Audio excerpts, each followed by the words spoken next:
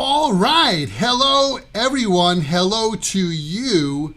And thank you so much for joining me here for another Happy English live lesson. This is lesson number 59 this year. I had the wrong count yesterday, but it is indeed lesson number 59. Thank you for joining me here today on Periscope. Hello, Freddie. And on YouTube, thank you so much for joining me. Jamdi, Kabdi, I'm sorry if I pronounced that wrong, and Oscar, hello Oscar from Italy. Thank you for joining me here on YouTube. I've got another live lesson coming to you from New York City. It is Wednesday, March 8th at around 1:17 p.m. And it's a pretty nice day outside today. Yesterday was rainy and cloudy, and today is bright sunshine and a little cool. And the weather forecast is for snow this weekend. We've had spring, and winter again in 1 week. Hey, how's the weather by your house? Why don't you leave a comment and let us know? We've got a lot of things. Oh, Mohammed from Somalia, thank you. Hello, Emil from Poland. Thank you for joining me. Yeah, Freddie, the weather is crazy. That's true. Before I forget, I wanted to let you know that tomorrow we're going to have another live English lesson. And for tomorrow's lesson, I want to hear from you. I want to answer your questions. So that's what I want to do tomorrow. So think of a question that you have about English. Send me a message. Go to myhappyenglish.com and click contact. Send me a message with your question, and I'm going to put together that lesson tomorrow. And tomorrow will be all of answering your questions. Of course, I will answer your questions live. If you want to give me a question live, we can do that too. So tomorrow is Thursday, March 9th, and we're going to do all your questions. That's for tomorrow, just for you guys. So think about what English questions you would like to ask. Hello, Marilla. Thanks for joining us. All right, so let's get on to today's lesson. Before I forget, please also visit myhappyenglish.com. You can get over 1,000 free English lessons there. Plus, if you click members, sign up for the mailing list, I'll send you emails with those free English lessons just for you. All right, for today's English lesson, I've got 3 points that I'd like to talk about. Yesterday, I received an email from Elena, who is a viewer in Moscow, and she asked if I could put together a lesson about the third conditional. We're going to talk about that. We're also going to talk about some nose idioms, and then we're going to look at the natural pronunciation of have got to. That's all coming up here in today's English lesson. Let me jump over and just give another quick hello. Oh, Elena is here. It's time for your question. Hello, Julio. Thanks for joining us on YouTube today. Thanks to everyone who's watching on Periscope. Here we go. The third conditional. This is a really problematic one for a lot of people. Yesterday, I think we talked about should have, could have, would have, which are related to this. So, if I had known about the exam, I would have studied. If I had known about the exam, I would have studied.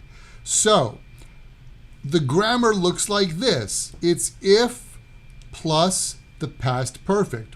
Had known. Had known. Had plus the PP verb. If I had known about the exam, the second clause is I would have studied. You could also say, if I had known about the exam, I could have studied. So this is the only if conditional that uses have plus the PP in both clauses. The first one is the past. If I had studied, if I had known about the exam, I would have studied. Here's another example.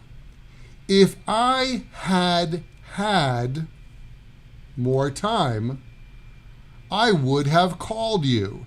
I'm going to write that here. If I, why is it all capitals? Why? If I had had more time, I would have called you. Sorry, Periscope, I don't know how to write that on Periscope. They don't let me do that. If I had had more time, I would have called you. Now, don't worry or freak out because there's had. If I had had more time, I would have called you. It's always if plus had and then the PP. So if I had known, if I had seen you, I would have said, I would have said hello. If I had seen you, I would have said hello. So the PP verb of have is had. If I had had time, I would have studied. If I had known about the exam, I would have studied. If I had had time, I would have called you. That is the basic concept of how to make the third conditional. So, what does it mean? Okay. If I had known about the exam, I would have studied. Okay, here's what we know. The speaker didn't know about the exam, and he didn't study. If I had known about the exam means I didn't know about the exam. I would have studied means I didn't study. I would have studied, but I didn't. So, if I had known about the exam, I would have studied. And in a lot of English exams like the TOEFL and the TOEIC, you hear this, especially like in the listening section. If I had known about the exam, I would have studied. What does the man imply? So what does the man imply? If I had known about the exam, I would have studied. It means, or he's implying he didn't get a good grade on the exam. And that would be the answer for that question of the test. So that is basically the concept and the idea of how to use the third conditional. Okay? All right. Thank you, Elena, for that question. Let me just jump over here to say hello, Marcelo. If I had relatives in Italy, I would have lived there. Eleni, we need have. If I had relatives in Italy, I would have lived there. So it's would plus have plus the PP verb. We need that. Hello, Elif. Thanks for joining us. All right. So next, let's talk about the nose. All right. I have 4 different nose idioms for you right now. You need to keep your nose clean. You need to keep your nose clean. This is not an idiom that talks about personal hygiene.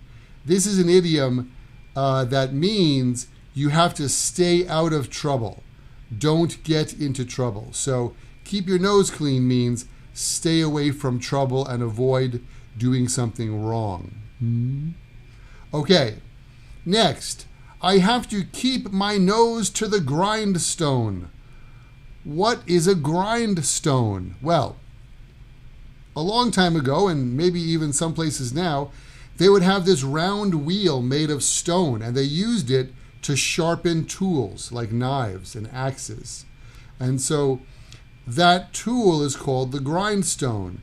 And if you're working close to it and you're working really hard, your nose is pretty close to that tool, even though that's kind of dangerous. But when you keep your nose to the grindstone, you're working hard and concentrating on your work. So this idiom means I have to keep my nose to the grindstone means I need to keep working hard so I can achieve my goal.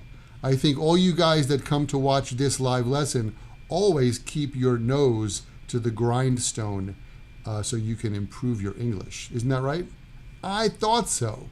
Okay, I have my nose in the books. If you're reading a book, right, it's like your nose is inside the book. So I have my nose in the books means I'm studying hard. Okay, I'm reading and I'm studying hard. I've got my nose in the books. Before final exams, you need to have your nose in the books. All right, another good cup of joe. They won the game by a nose. By a nose. This is an idiom that comes from horse racing. And when you watch the horse race and the horses go around the track, when they're just at the finish line, sometimes there's two horses and their heads are very, very close, and one of them, just by the size of his nose, beep, he won the race. So they won the game by a nose means they just barely won. Maybe the score in the basketball game was 105 to 106.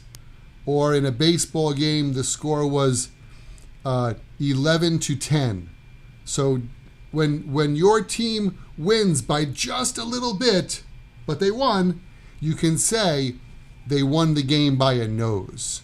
All right, one last point for today.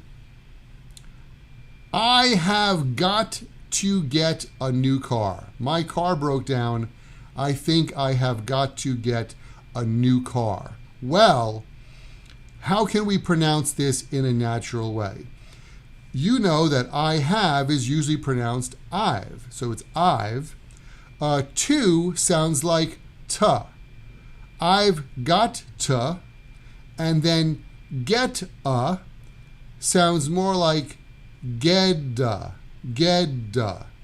New car. I've got to get a new car. I've got to get a new car.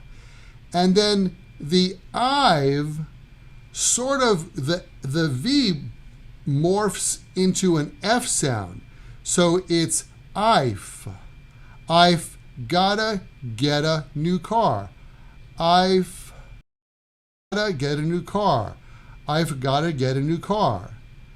And then completely squeezing those sounds together, it sounds like this. I gotta get a new car. I gotta get a new car. I gotta get a new car. And that is the natural pronunciation of that phrase. I gotta.